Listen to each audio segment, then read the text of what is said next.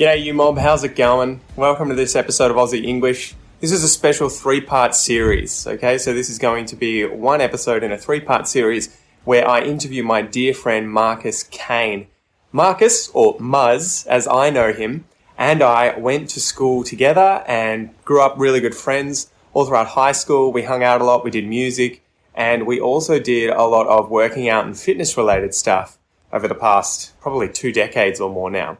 So I decided to get Muzz on the podcast to talk about a few topics, including what he's been doing for me and my weight program, my goals, everything like that. We talk about nutrition and eating disorders in the second episode, which is a sort of specialty that he deals with his clients, helping them overcome things like bulimia.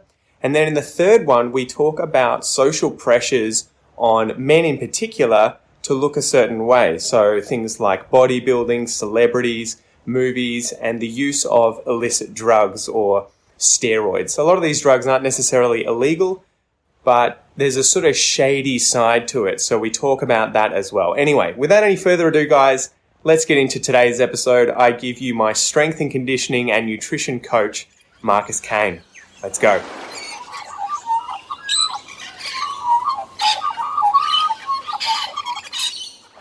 G'day guys, welcome to this episode of Aussie English. Marcus Kain is back, strength and conditioning and nutrition coach and extraordinaire, and someone who specializes in eating disorders, usually amongst men, I take it you were saying. Yes. So if I got anything wrong there, please correct me. No, that's good. That's fine.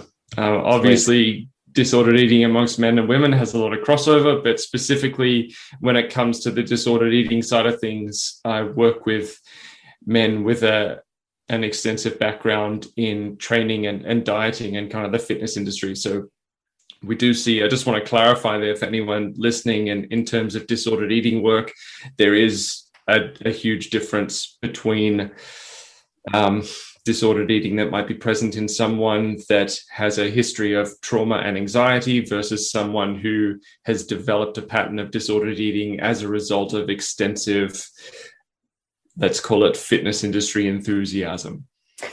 It is interesting. I was going to ask, we did an episode previously on nutrition and eating disorders, and we didn't cover whether or not there is a significant difference between the way in which eating disorders manifest themselves between the sexes.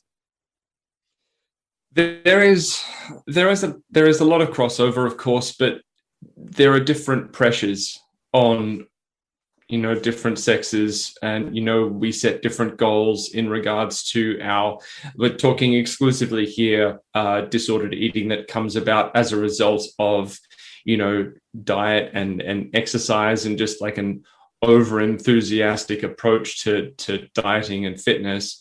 There is common ground, of course, but obviously if we look at the kind of social pressure that's put on women to always be smaller, always be skinnier, always be feminine, or whatever society wants to call that, and then the pressure on men to always be bigger, always be stronger, always be louder. So that can manifest as bulimia, binge eating, those kind of things in men, that women do suffer with anorexia a little bit more. But there's definitely crossover. But sorry to interrupt you. I remember the singer, I've forgotten his surname, but Daniel from Silverchair suffered from anorexia for a long time, didn't he? Yeah, it's not, anorexia is the one that's not as common in men, but there definitely are men that suffer with it. I spoke in our last interview about how I was kind of touching on that zone. It turned into more of a bulimic pattern for me, but there are definitely some men that suffer with it for sure.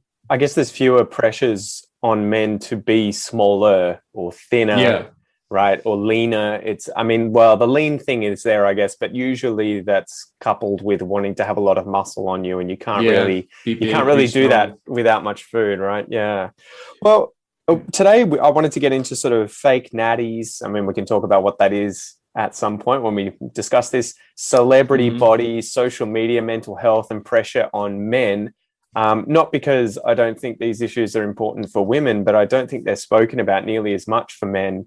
And I guess I'm basing that on my own personal exposure or experience with these issues in men and the lack of it growing up. I think, to give a bit of background, recently Marcus has been helping me with my training, and I've been getting into a lot of the fitness videos online through YouTube, and it's led me down a rabbit hole where you end up, finding one video about doing bicep curls, and then the next video is about steroid use, and you're like, oh, that sounds interesting. And then the next one's about, and so I ended up diving down the rabbit hole of, I guess, what would you call it? You wouldn't call them illicit drugs. I guess in some cases they might be illegal, but, steroid use in sports, bodybuilding, aesthetics in men as well. And then the association with celebrities who seem to all be doing it, and social media, which seems to have this magnifying effect of rewarding people doing it and giving them more followers and more audience. And then there's so many interplays here, right? With mental health of people watching these people on social media.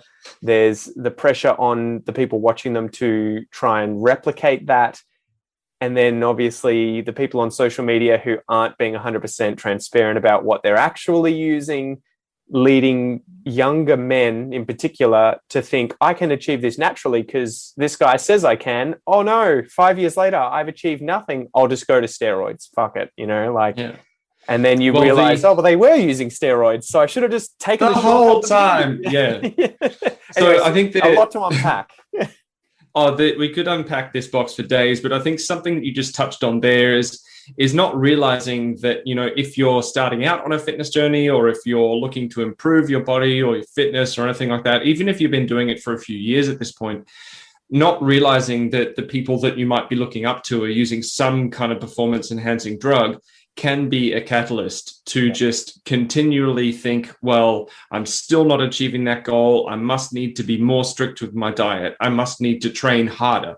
And that just puts people in the position like myself when I was a teenager of just keeping on raising the bar for how much work needs to be done, or how much work we think needs to be done in order to achieve something, until it gets to the point where it becomes a clinical disorder. Whereas, we reach a certain point with how much work we're putting in, how strict we are with our nutrition, and then diminishing returns after that, and anything more than that starts to touch on our natural genetic potential, and being clear on what results are achievable with certain approaches. Let's start with the pressure that men feel then to achieve these kinds of results. Do you remember the first time you realized, or got the opinion or felt that external pressure to have that body? Do you remember what that felt like? And can you tell me a bit about where you think that pressure comes from in society? Well, I grew up watching Arnold Schwarzenegger films, like every guy our age, like these days, I guess it's The Rock who people are watching. But, when we were kids, it was Arnold Schwarzenegger and those kind of 70s and 80s guys. And, we watch those films from when we're super, super young, and like even young kids are watching The Rock and some of his films now. And Dylan, you son of a bitch. Everyone knows that line, right? Boom. Yeah. And we just, and no one explains to us really. I think my dad may have mentioned it once when I was a kid, but that these guys are on steroids, but we just absorb these images subconsciously.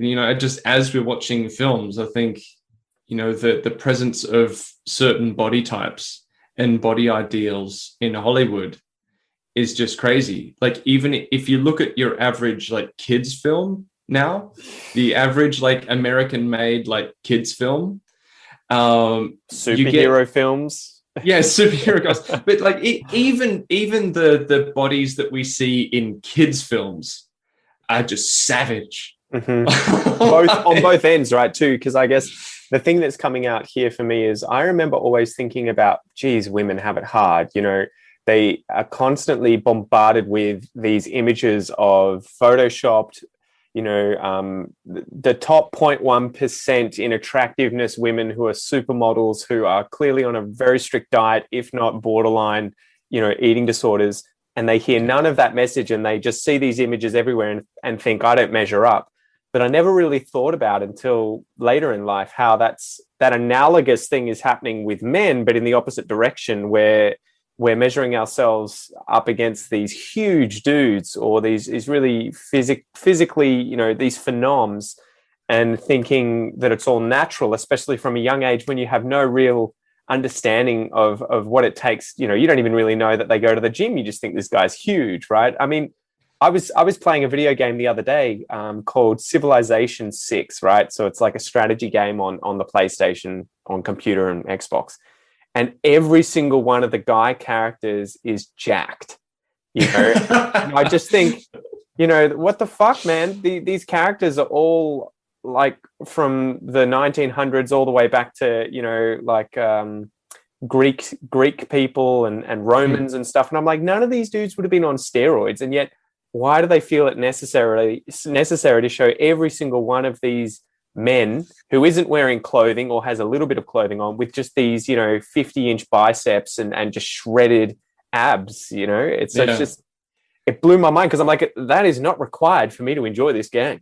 But it plays into the fantasy, I guess. And an interesting thing there is when we compare, say, when you see a soldier or when you see like a character in like an action-based video game versus what an actual special forces soldier looks like in reality. Like I have a good friend who's an ex-Spec Ops soldier, and he, you know, special forces soldiers, they don't look like those people in the games. They're actually quite lean. They're built for endurance. A lot of these guys. When you've got a gun, you don't really need big muscles. But I think, yeah, it's interesting to look at that. That if we look at people like the Navy SEALs and the British SAS and all these, like, you know, some of the baddest dudes on the planet, from that sense, they're actually not built like the Hollywoodized versions of them. Like, you know, there's this huge discrepancy between reality and that kind of Hollywood or gaming fantasy that so many of us are watching. But that fantasy wouldn't exist if it didn't sell. Yes. And that's the hard part, right? Yeah. So when did the curtain sort of drop for you, where you were like, you know, holy shit, this is effectively unachievable unless I do drugs, unless I inject my leg once or twice a week with, you know, testosterone or anabolic steroids. There's no chance I'm going to look like Arnold Schwarzenegger or Sylvester Stallone in Rambo or whatever it is. It took about a decade for me to get there. Yeah. And that's a decade of experimenting with all these different types of training, getting an extensive education, like a professional fitness industry education. I became a professional with the industry.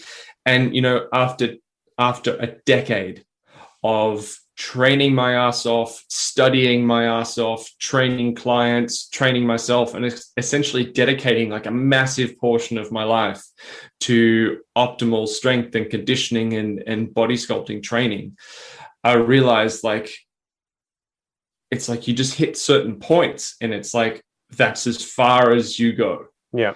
Without any further assistance. Like, everyone's got a genetic potential. And I want to stress as well that most people have not reached their genetic potential. Like, it takes a lot of really dedicated work to reach your genetic potential. Like, when we see people who just are nowhere near their genetic potential, saying like, oh yeah, of course. Say like, oh yeah, put my hand up, guys. Yeah, like those other people, they get those results because they're on steroids. It's like, well, sure, people might be on steroids, but also there's that balance of like, you've got to work really hard at the same time. So I guess after I'd been working for about a decade, personally, professionally, and I realized that, okay, as far as bodybuilding is concerned and natural bodybuilding is concerned, I've probably gotten quite close to my genetic potential.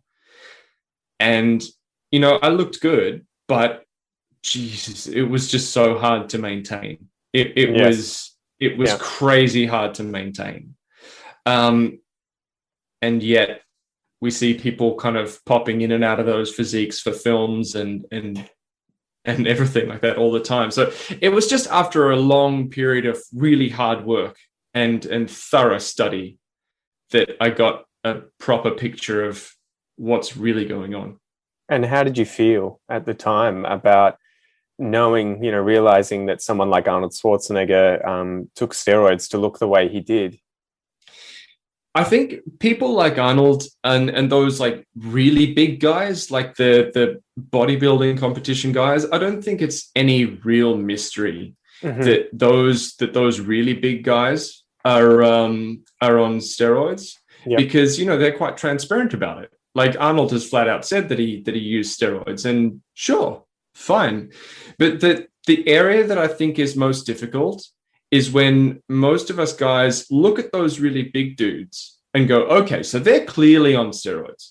What about the people who are like the more like modern Hollywood kind of body?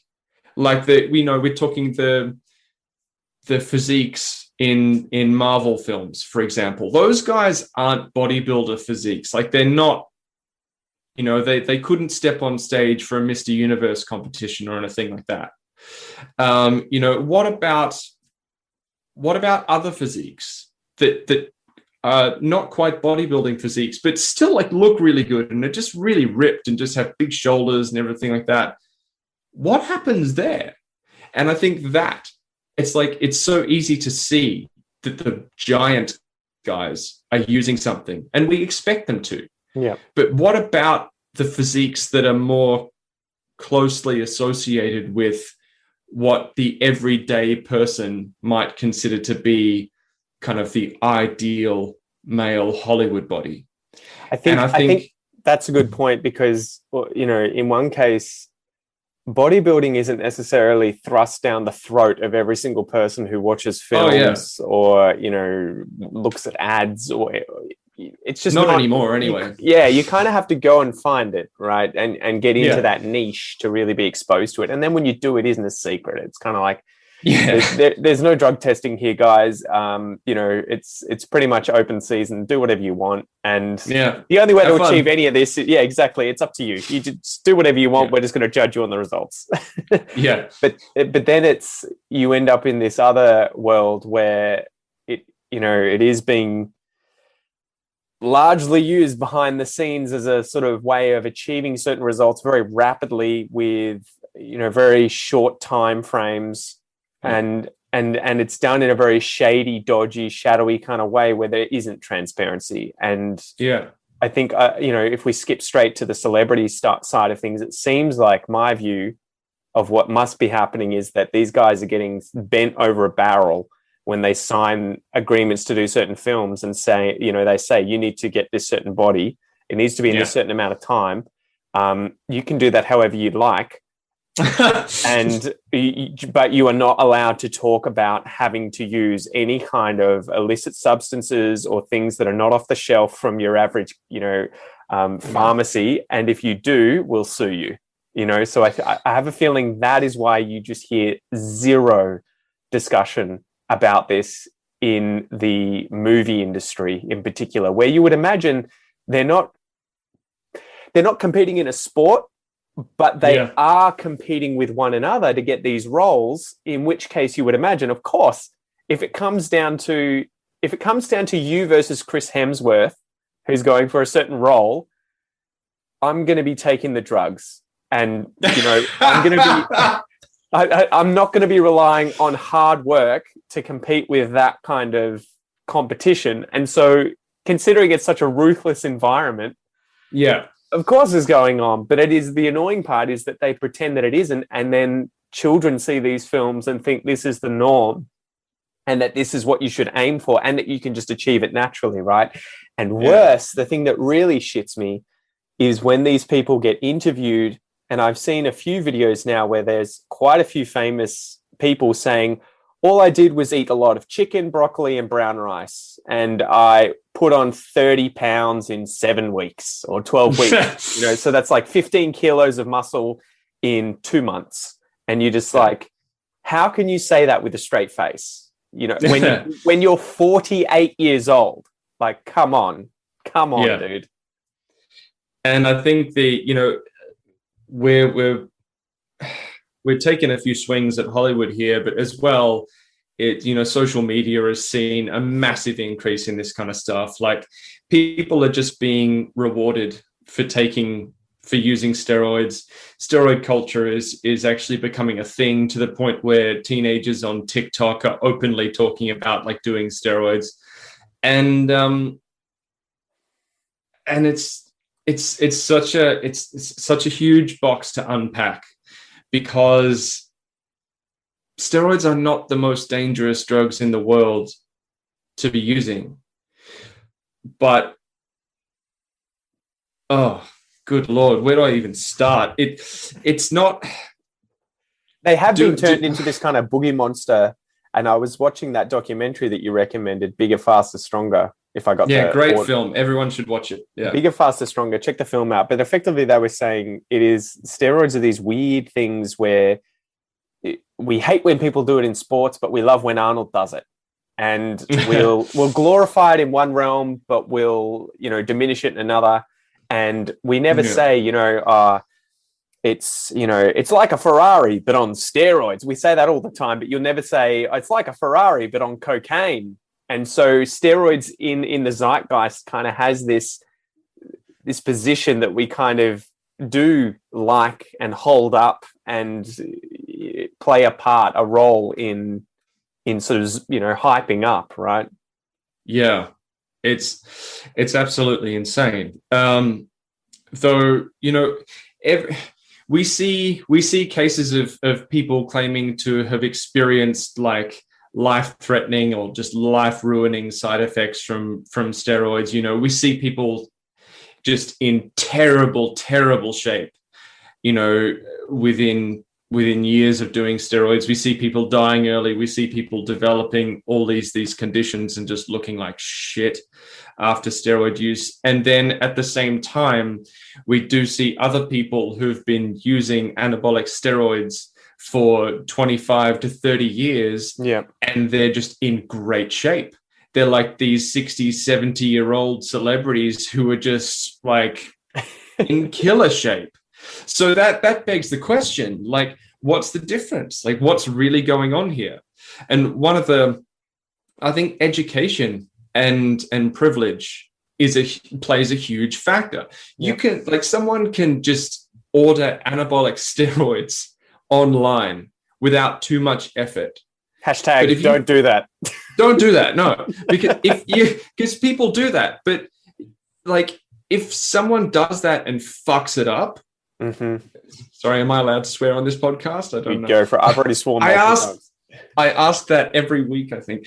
But yeah, like, if someone just orders it online and fucks it up, it can be like life-ruining shit. Yeah. Whereas the people who, if anyone has a chance of being able to do it and use it for the long term and actually remain in some degree like an optimally function and happily healthy human being, there needs to be medical supervision. There needs to be like private doctors involved. That you need to be in a privileged enough position to be able to have almost a team of people helping you do it as safely as is possible. But then when we're talking about steroids aren't the only performance enhancing drug out there. Like when we talk about those giant physiques, and obviously anabolic steroids play a role in there, but there are other performance enhancing drugs that are arguably lower risk and way more common that still give people an edge when it comes to physiques. And I'm talking about peptides right now. So steroids are tied into, how testosterone works in the body, and obviously testosterone being the male sex hormone, and muscle mass and all that kind of stuff. Like we're all pretty familiar with what testosterone does. Essentially, it makes you jacked. Whereas human growth hormone, on the other hand, is responsible for repair and regeneration.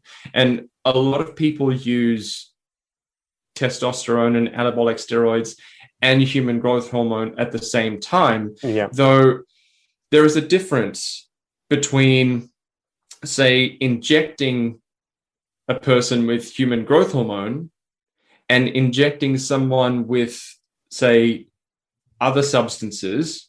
I'm hesitant to name them here, but like total transparency, this is something that I've tried. I tried a combination of peptides, CJC 1295 and ipamorelin. And you should probably mention these weren't illegal drugs. Yeah, they weren't actually illegal. You can get these through the right channels, like legally in many, many countries. But the thing is, the way those two drugs worked, I'm not on them anymore. I tried them for a period of time to see what it was like. And coming off those is something that we'll get to in just a moment. But so those two drugs together stimulate the pituitary gland. They make the pituitary gland release human growth hormone. So there is like a difference between injecting yourself just with human growth hormone and using a peptide, CJC, ipamorelin, these kind of things that essentially stimulate the release of human growth hormone via the pituitary gland. So this is where there's this whole spectrum of different things that people are doing. And it's not just like someone is either on anabolic steroids or they're completely natural. There is this massive spectrum and many different options. And bodybuilding federations or different bodybuilding competitions do test for these different drugs, and there are different competitions that test for certain drugs but not others, and you're allowed to use something but not something else, and it's not a black and white thing anymore. It's far from black and white. Oh man, I had that moment with you the other day where I was telling you about watching a few of these videos online and just being like, oh my god. All of these elite sports, the Olympics, like we think that it's, the odd person is doing it and getting caught because they were stupid. And then you dive in and you're like, they're all doing it in one way or another. Like most of them may be in the gray zone and, sort of touching in the dark zone, but to get to that level and to actually compete at that level, there's no way almost to do it naturally, right? And I think that I lost my innocence to some degree. I think I'm sorry, learning a bit. No, it's not your fault. And I mean, one of the things though that I think it was Bigger, Faster, Stronger, that film where they were talking about the Tour de France and how you almost can't do that naturally because it would break down your bones and your muscles to the point where you would be sick, if not on death's doorstep. Because you would after that amount of competition and damage done to the body, it's almost unfathomable that you could do that without some kind of assistance, let alone someone to win that. And I think, but it's an interesting thing where, have you seen the film Icarus? No, I haven't. That was one where a cyclist effectively says, you know what, I've been trying all my life to be a competitor. I'm, moderately good, but never got anywhere near the Tour de France people. I'm going to try taking anabolic steroids and blood doping or whatever it is and see how I go. And throughout that, he shows that it makes a difference and he does pretty well, but by no way does it put him anywhere near the guys at the top, showing that it does help, but there are so many other variables that are also involved. So many, we've got it, like when we look at performance, especially, not just aesthetics, because you can use performance enhancing drugs to create a great looking body with hard work. I've got to say, always with really, really fucking hard work. There's no such thing as sitting on our couch eating fucking Doritos and taking steroids. That will just get you fat quickly. No, that would be a terrible thing.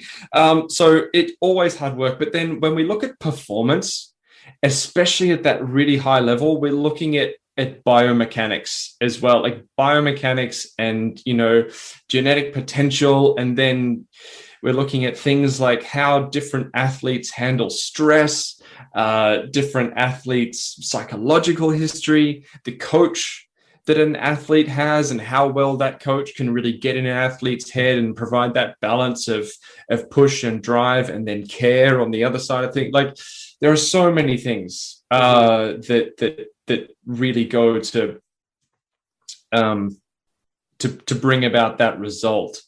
And, we could really unpack that box over, multiple hours for weeks at a time.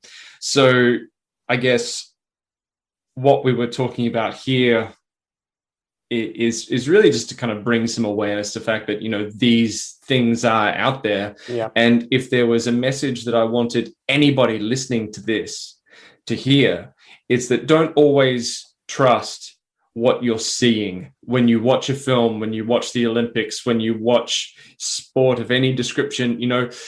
Don't always trust it. Like, educate yourself as far as if you're into training for performance or physique, educate yourself through a reliable mentor, because sometimes looking for things, and that whole phrase now, I did my own research, that's fucked, because there's so, like, it's what so possible. It's so possible to do your own research now and just come across vast quantities of misleading information. So, mentoring, proper education, these kind of things, if you are chasing a goal, it's really important to get it. And when it comes to performance enhancing drugs, there's just an entire spectrum of things that people use in between being completely natural and using fully fledged, like, anabolic steroids.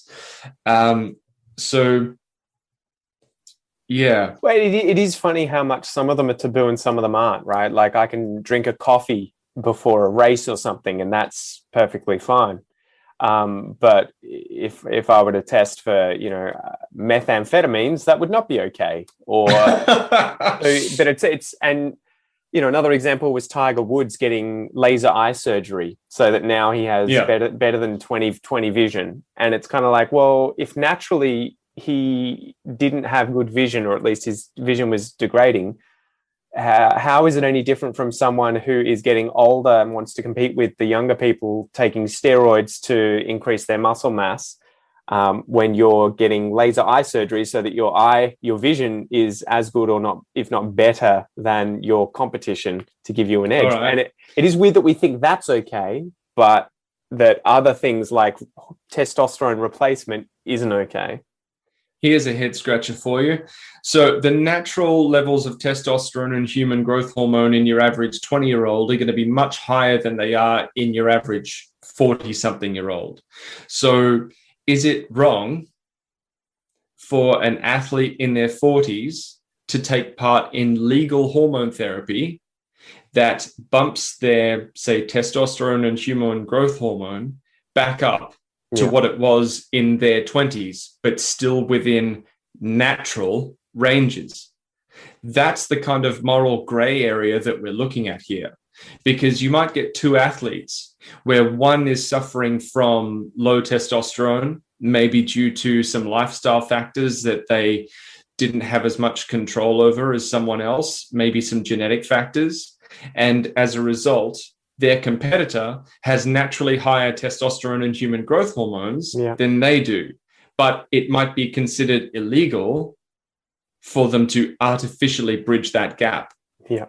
So this is where So, say hypothetically, an athlete, two athletes, they could be twins. They're raised in different environments. They both have the same drive and the same motivation and the same passion for the same sport, and they both end up competing against each other. The one athlete was raised in a very privileged and supportive environment, whereas another athlete was raised in an environment that was, very high stress. So the whole nature versus nurture thing, that second athlete's nurture, their environment, placed them at a disadvantage because, things like testosterone and human growth hormone, our natural levels of those hormones, are influenced heavily by things like the quality of sleep that we get. Yeah. And the stress that we experience in our life. So one of those twins, that more privileged twin, might do better than his or her brother or sister, just as a result of privilege. Yeah. Which then in turn has an impact on their physiology. He's taking that privilege drug. Yeah. So that that's a head scratcher. Well, it gets to Ponder that one point for a while. We're allowed a bit of difference, just not too much. And it's not allowed to be too, putting your hand on the scale can be done a little bit, but not too much. One of the interesting things out of that film was the fact that this is starting to sound like a review of that film, but was when the cyclist was saying, so I can sleep in a hyperbaric chamber that effectively reduces the amount of oxygen in there so that it feels like I'm at high altitude and my body creates more red blood cells to carry more oxygen around my body. Or I can go to high altitude training centers and train there for a month or two and get my blood level up. But I can't blood dope, where I take blood out of my system, save it in a fridge, and then before the race, put it back in my system, despite the results of all three of those things effectively being the exact same thing, right? So it is interesting how there are certain areas where it's like, you can achieve that certain result if you want. It just has to be through these two means or this means over here, and you can't do it with this one over here because we've subjectively decided that that's not okay. So it is such a gray area, right? It's a difficult one. Well, think about this, for example, I think we all have this. Sorry, my dog has found someone at the door. We have this kind of, let's call it an obsession or whatever, with fairness. Things have to be fair, right? So what if, sorry. Don't worry about it. Keep going. So things have to be fair. So hypothetically, what if one athlete said, all right, I'm spending my life savings to go to an altitude training camp, and I'm going to be away from my family and everyone I love for 6 months. It's going to be tough on my relationship. It's going to be tough on my family. I'm not going to see my kids, or I'm going to be away. It's a big sacrifice in order to get that result, in order to get that physiological result. And then another athlete just does the same training, but at, around where they live, and go, that's fine. I'm just going to stay with my family and do everything just as I would normally, but I'm just going to get all my blood worked a couple of days out from the race, and I'm just going to go that way. Yeah. That's an interesting question, because it's if I was that guy who decided to make the sacrifice to go to the training camp and be away from his family, I'd be pissed. Only if you lost. Only if you lost. If you won, that's another variable as well. Yeah. That's another variable. Totally. If you won, you'd be like, fuck you. Yeah. But do all the drugs you want. I do all the drugs you want. I still beat you. But yeah, we've got fairness is such a subjective thing. Yeah. But with competitive sport, with how many variables have appeared in competitive sport, and how unfair things can be, especially when we look at things like, background and privilege and psychological development in children and everything. Like, yeah, it's a disaster. It's a disaster of variables.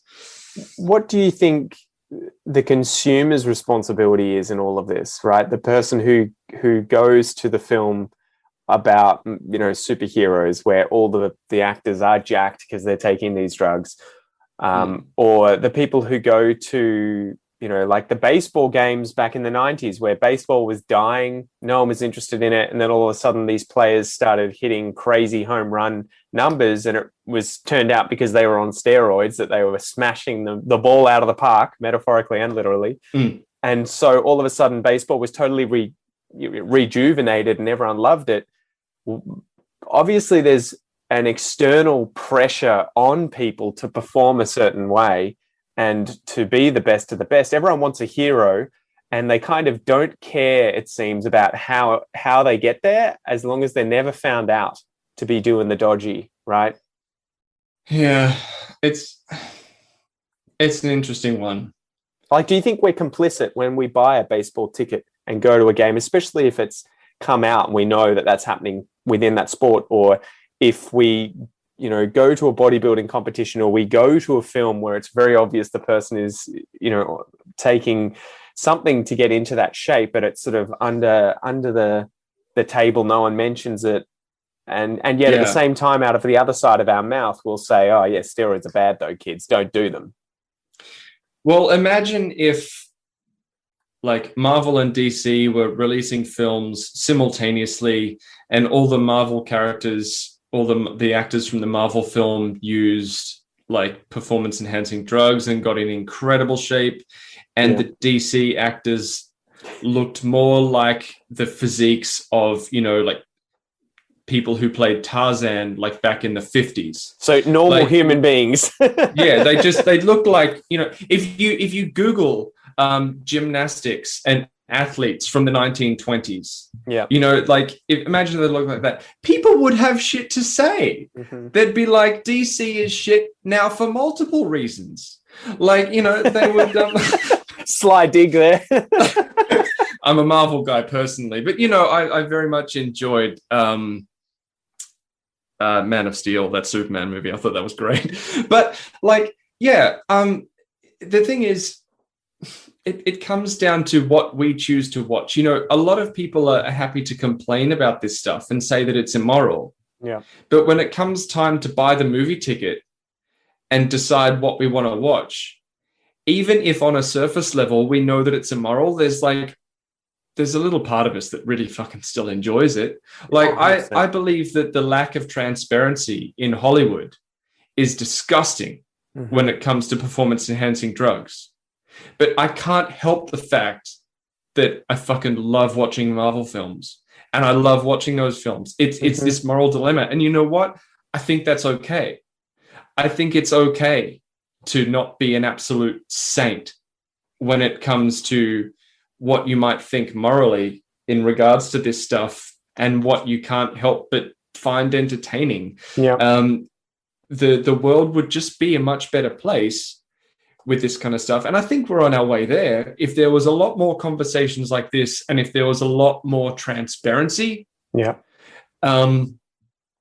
both with larger companies and Hollywood and entertainment, and with individuals on social media who choose to promote certain lifestyles, promote certain bodies, and flat out lie about the fact that they're taking performance enhancing drugs.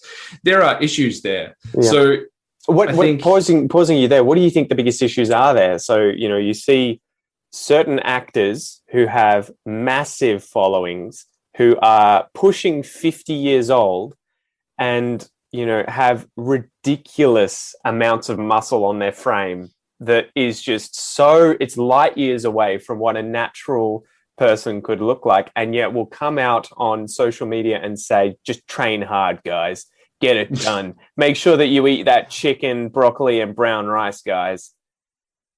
Okay, so it's like, if you want someone to confide in you, if you want someone to be honest with you, they have to feel safe to do so, right? So I think transparency and honesty is a huge part of the way forward.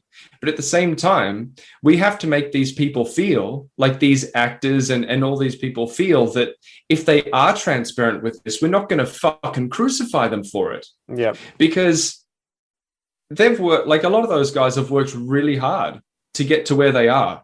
Oh, there's no doubt about that, right? Yeah. So, and yet if one of them has the courage to say, you know what, yes, I use performance enhancing drugs for those roles, the media jumps on that with both feet. And all of a sudden that person's social media and private life is blowing up with fucking hate mail. When we knew they'll all get along, cancelled. They'll get cancelled today. yeah, right? they'll get cancelled.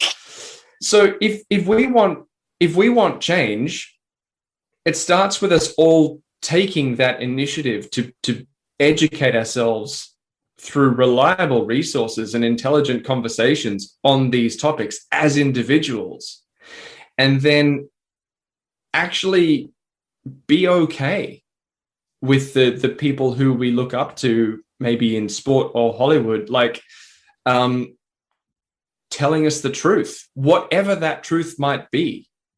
Because right now we've set up this environment where we like it, but we kind of criticize it at the same time. You can do it, but you've got to get away with it without anyone knowing. Yeah, and it's just a bit of a moral disaster. But basically, we need transparency when it comes to performance enhancing drugs. We need everyone to know what they can achieve naturally, what they need to do in order to do that safely, and then where performance enhancing drugs play a role in progressing further beyond that. But for that, we need transparency, right? We need transparency. We need open communication. But for open communication to happen in any dynamic, people need to feel safe and there needs to be trust. And right now, there is such an intense environment around the use of performance enhancing drugs that I would feel like, definitely as a fitness professional, I would feel that if anyone that I knew came out as using performance enhancing drugs, when people may have been on the fence whether or not they were, I'd be concerned that they'd be crucified for it, despite all the hard work they've done, despite the great stuff that they've done. I think that's where you need a movement, right? It's kind of similar to the Me Too movement in that you needed this big push for everyone to feel safe and comfortable coming out about this, systemic sexist culture in Hollywood. And then all of a sudden they did, right? It took one person that sort of stood up and said no to, Harvey Weinstein. And then everyone just came out and was like, me too, me too, me too. And it seems like you probably need that kind of a movement in this area where so many people come out and say, like, sorry, guys, you kind of get to choose. Do you want these awesome films with these physiques that you guys look up to, or, not? And we're all doing it because that's what the pressure that we're under. And that's, the competition forces us to do that. Yeah.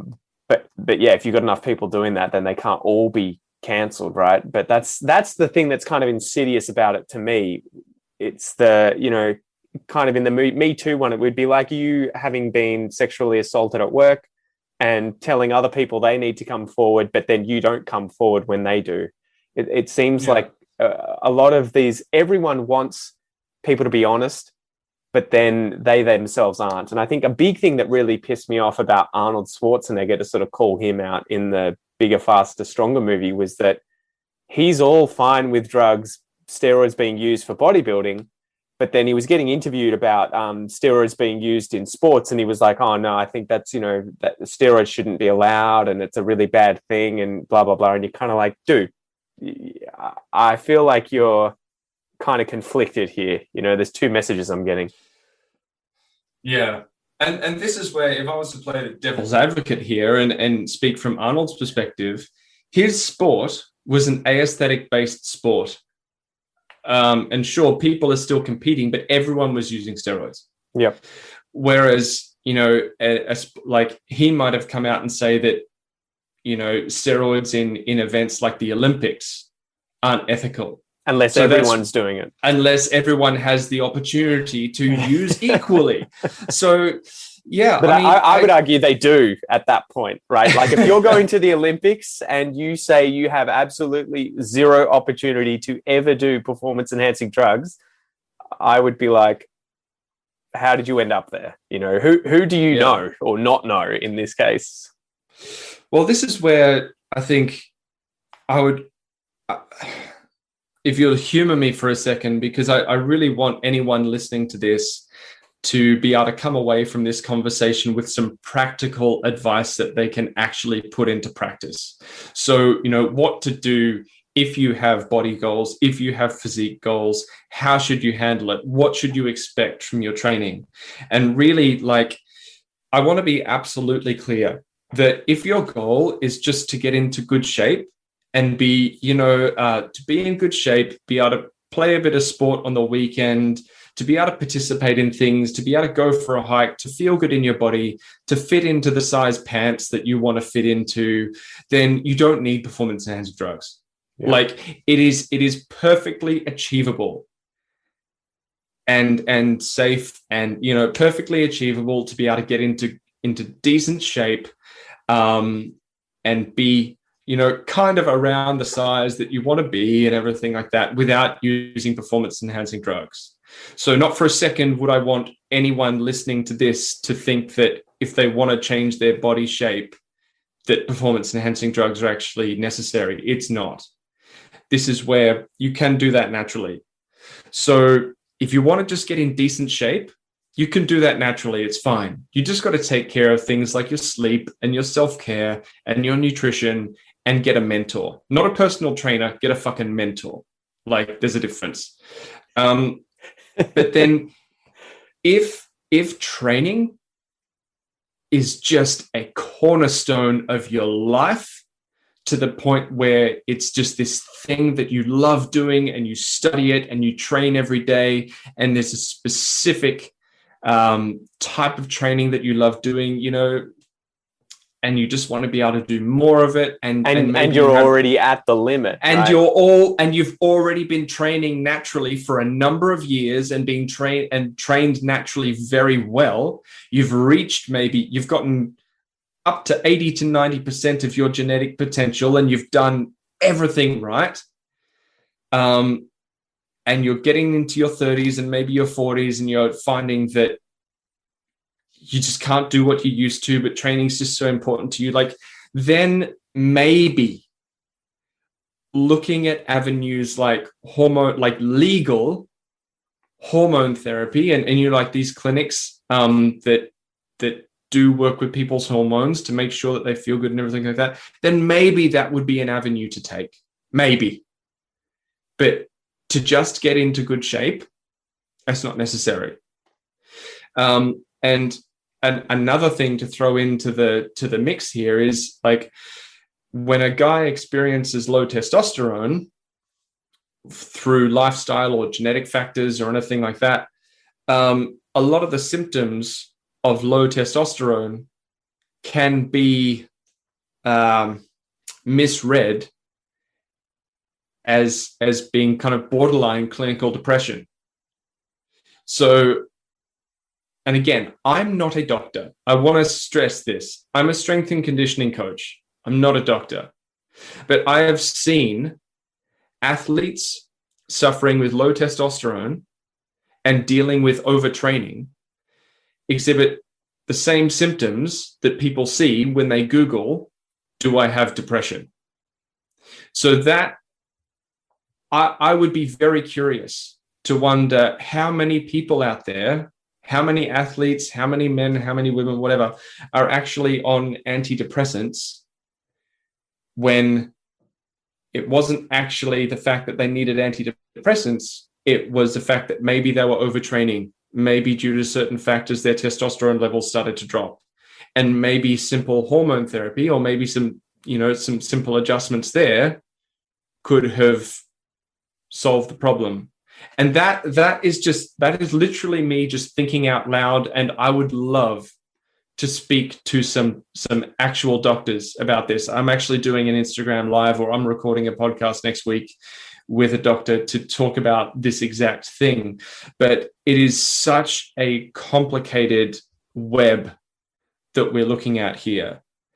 But primarily, if you just want to get into good shape, you don't need performance enhancing drugs. You need a good mentor.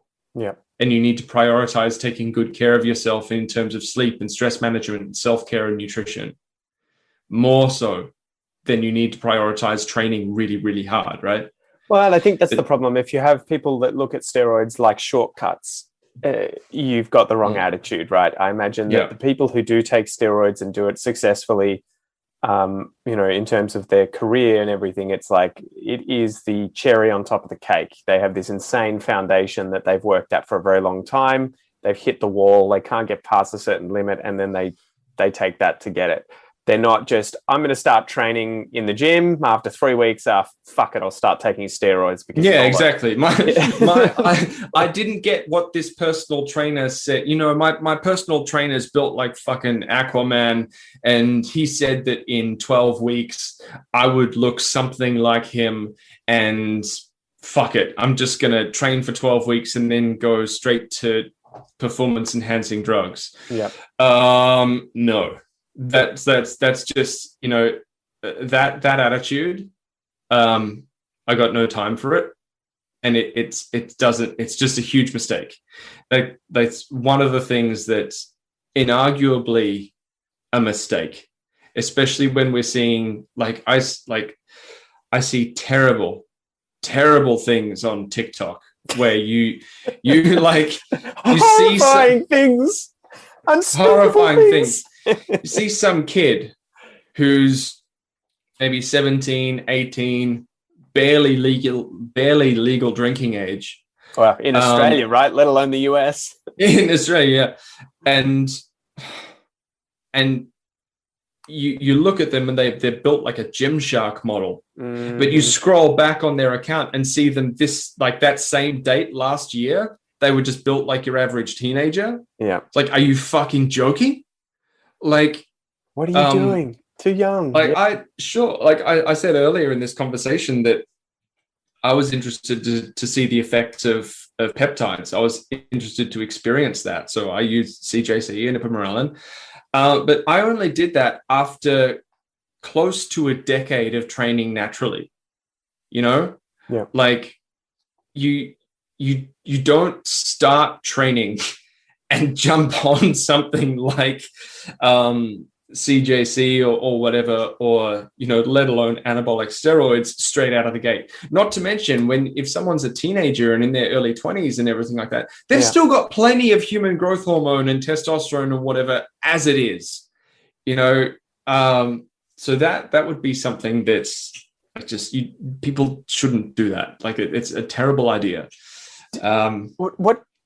We talked about fake natties at the start of the episode, but we never actually got into them and defined them because they seem to be this interesting thing that's come out more recently with social media and things like TikTok, YouTube, Instagram. What is a fake natty?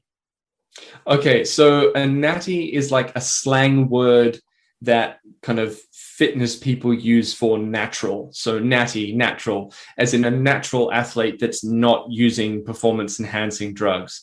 So a fake natty is someone who says they're natural, but isn't. So essentially they're using a performance enhancing drug, but they're lying about it. And holy mother of God, how many of those people out there are there? So many. Ridiculous. What are the incentives for these influencers on TikTok and Instagram and YouTube to pretend? Because a lot of the time, from what I see, the fake natties aren't athletes that are competing in a sport where it's illegal to use these drugs. They tend to be gym, rats who go to the gym a lot, work out, want a good body, and develop a following, and then as a result get sponsored by certain large brands because of their size, their both the physical size and their following. Yeah, well, do you want to talk about the incentives there?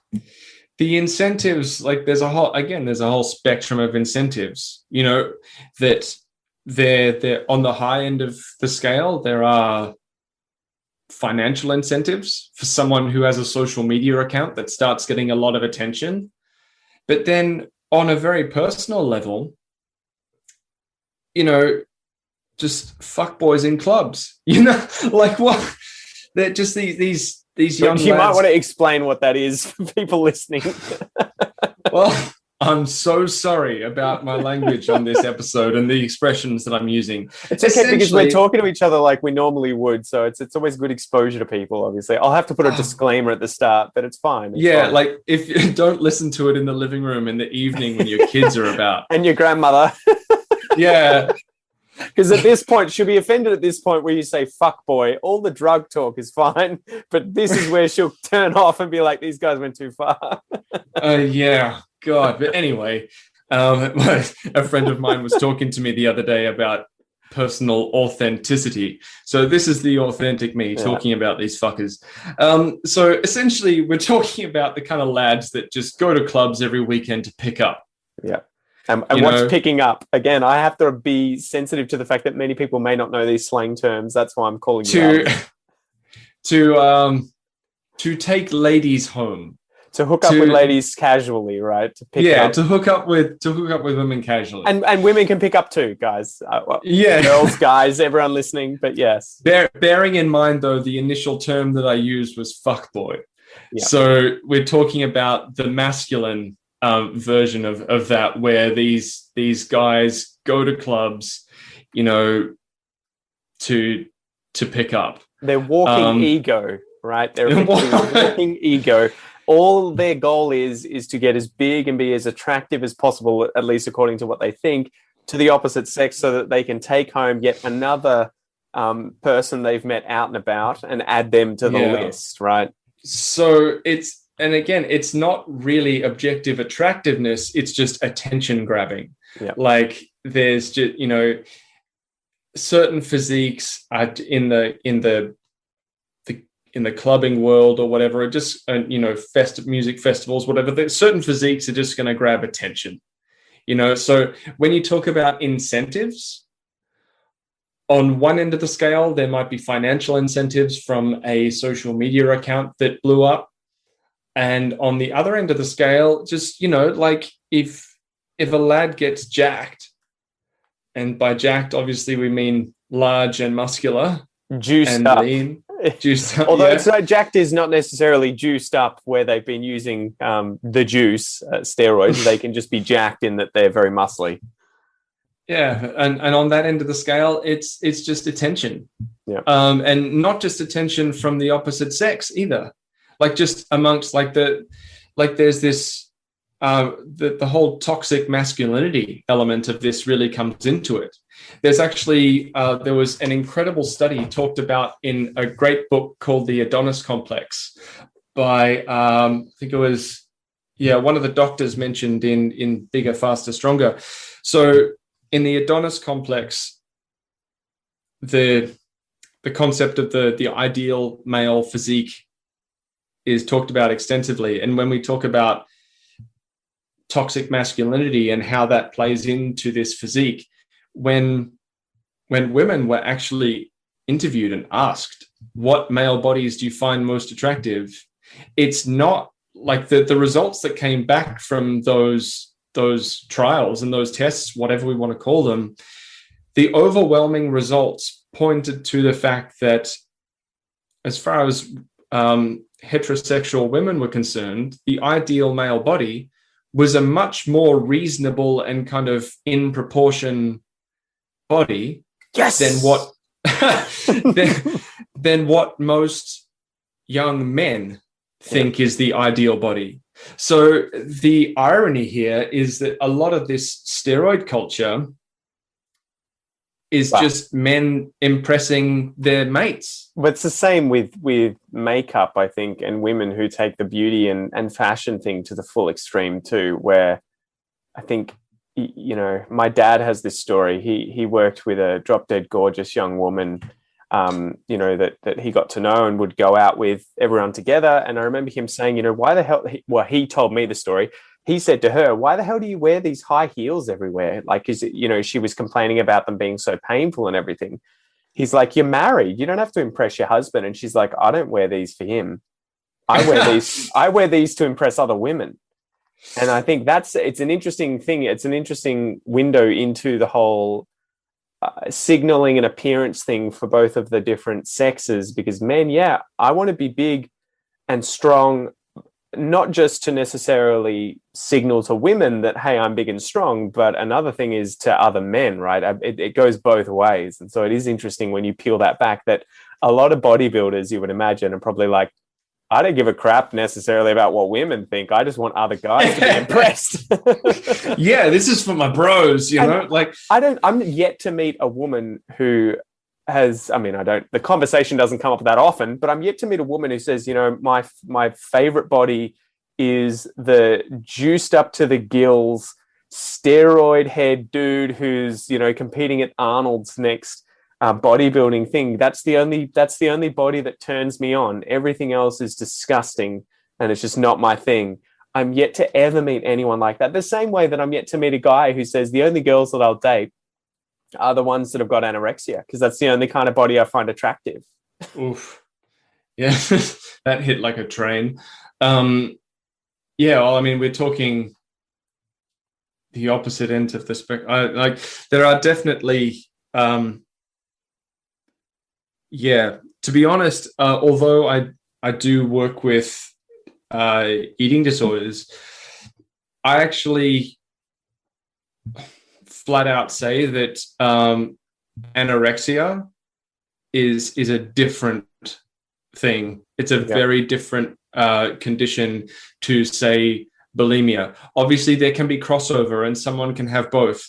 But again, I do work with people experiencing bulimia, but anorexia is a life-threatening condition that requires, you know, special help that I'm not qualified to give. Yeah, sorry to interrupt you there. Do you think that the inverse of anorexia is those mass monsters? Have you seen those guys? I have seen very, very large men burst into tears in the gym because they feel small. Yeah. Sorry to pause you. Mass monsters, guys, are these not just bodybuilders, but men who have this complex about getting as big as possible. Like, it's not about competing in a bodybuilding show necessarily, but it's almost like, I think from some of the videos that I was watching about these guys, because it's just, you know, a train wreck that you can't not look at, they were sort of like, this is a mental illness. Like, I can't stop. I'm taking so many steroids, you know, so much steroids, and I'm eating so much food because I'm obsessed with getting bigger. And I just can't allow myself to get smaller. And I remember hearing that and thinking, this is almost the exact opposite of what I imagine anorexia is, where it's like, I can't imagine myself getting bigger. I just want myself to get smaller. Yeah. To be honest, I don't really, for me to actually comment on anything in regards to clinical disorders, I feel like I would need to have an extremely well-rounded knowledge.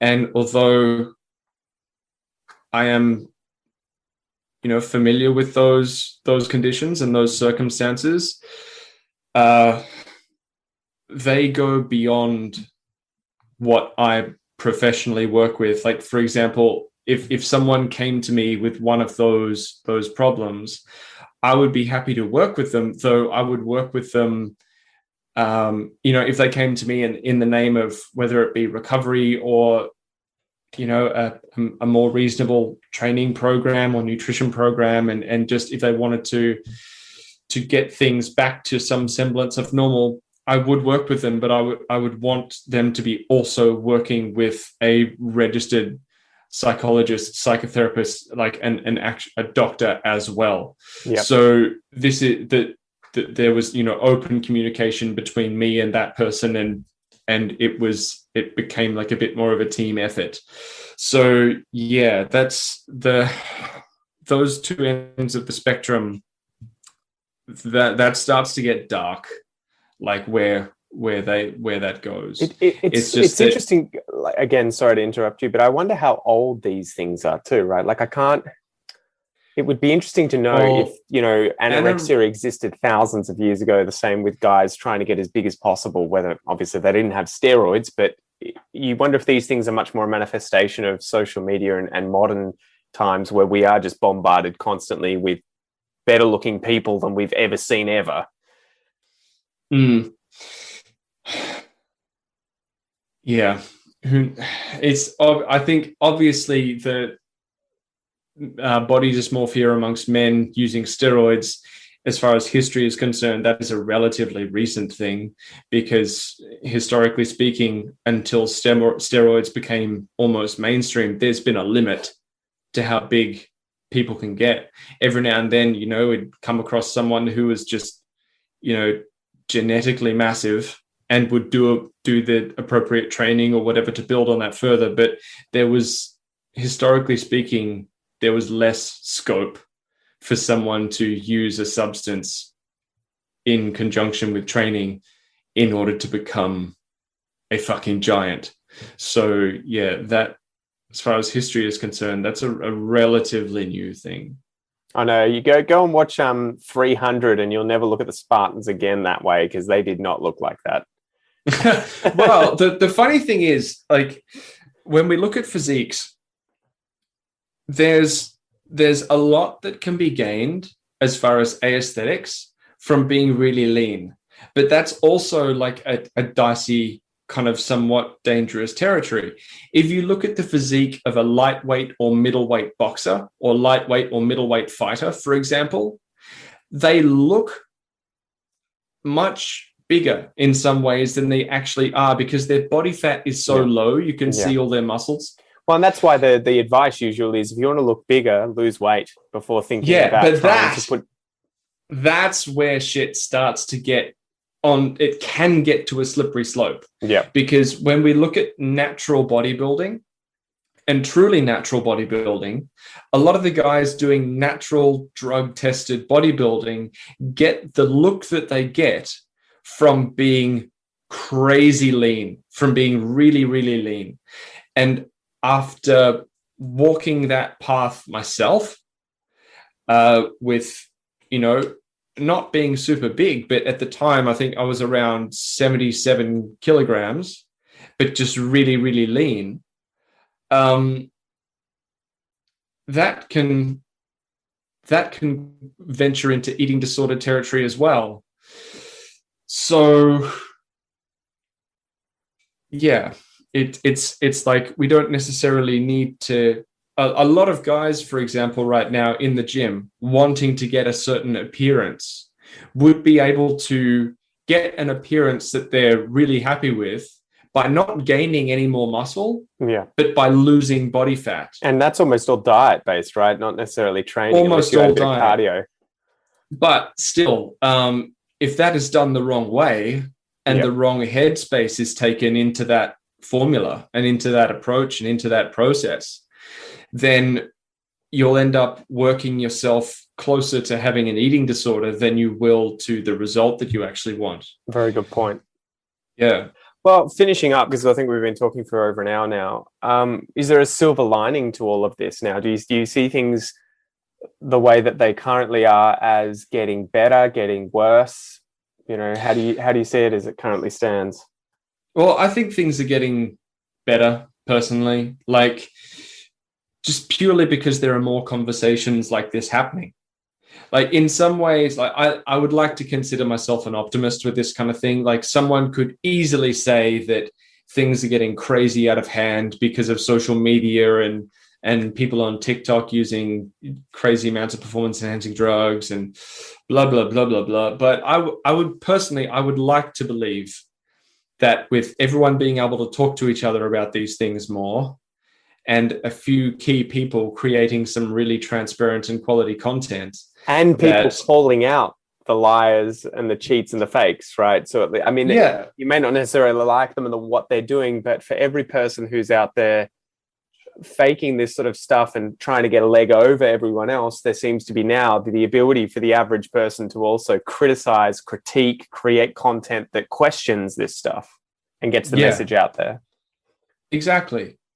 So whether or not we'll ever see like a dramatic change in things like the appearance of mainstream Hollywood superheroes or whatever, like, who knows?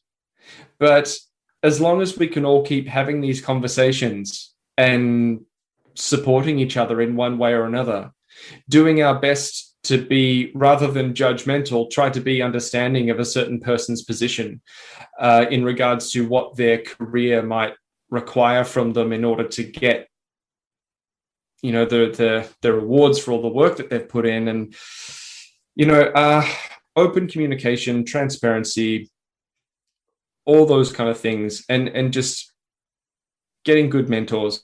If you have fitness goals, like all these kind of things can lead to a very happy and healthy dynamic with not only training and food, but body image and everything like that too. So as long as we do whatever we like, as long as when we set a goal, as far as a body goal or something like that, we get good information and we go as far as we can naturally, really, before experimenting with other options. We, you know, work hard, take care of ourselves, and then acknowledge that really the only people who do have an excuse for doing this stuff are the kind of people who make training and maybe even competition just an absolute cornerstone of their life. Or their living depends on it, right? Yeah, their living depends on it, and it's just what they do. If we can be a bit more understanding towards those people, maybe we can encourage a little bit more transparency. But at the end of the day, very much like run your own race. Like if you've got body goals or if you've got fitness goals or anything like that, try not to look too much at the person next to you or who's on the TV or who's on Instagram or who's on anything like that. Get a good mentor, run your own race, learn what you need to learn to make the most of your own body and get as close as you can to your own genetic potential. And when you're at that point, then you might be in a position to have a conversation about where you'd like to go from there. But most of us, if we train intelligently, take care of ourselves intelligently, and do actually reach something that resembles our genetic potential, most of us would be quite happy with that. 100%. It's just that so many of us are being sold the wrong expectations and getting frustrated and getting sad and everything like that. So be clear on what's achievable. And don't forget, I guess, you know, if I can add my little cherry on top there, that health and longevity should be as important as you know, your physique and what it looks like, I would imagine, right? You should be equally or more concerned about being able to maintain a healthy body into the future than being able to look huge and ridiculous but shave 10 years off your life. Absolutely. And we have to remember, like I've met a number of guys who were absolute Adonises when they were in their 20s, 30s, and even 40s. But because of the way that they trained and the drugs that they used, they didn't retain their quality of life into their 60s and 70s. And although it might be really easy in our 20s and 30s to kind of say, oh, that's so far away, it doesn't matter, I just want to be amazing right now. Yeah.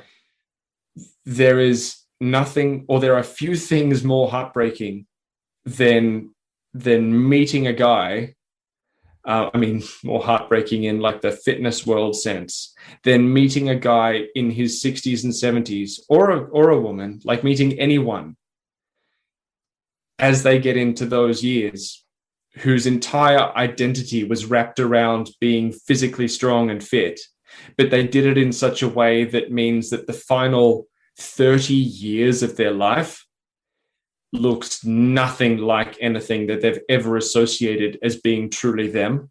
Yeah. And even though we might think, you know, when we talk about longevity and how important that is, even though we might think being 60 years old is like a long way away, it catches up. Most of us now who are alive, when we reach 60, we've still got another 30 or 40 years. And unless we take care of longevity to make sure that we're not only healthy and fit right now, but we're healthy and fit then too, 30 or 40 years from 60 to whenever our time is up is a long fucking time to be miserable. So it really matters. Longevity actually totally matters. Don't sell the future for the present, right? Absolutely. Anyway, dude, how can people find out more about you and what you do? And if they want to get in contact with you to actually have a real fucking mentor, where can they do so?